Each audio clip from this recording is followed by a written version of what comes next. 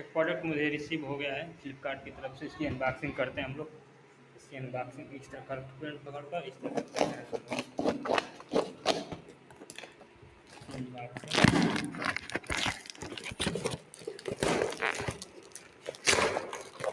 Unboxing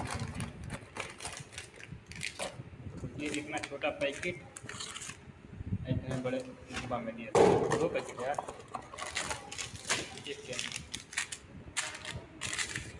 ये क्या T 6 पत्ती है। ठीक है, अनबॉक्सिंग हो गई।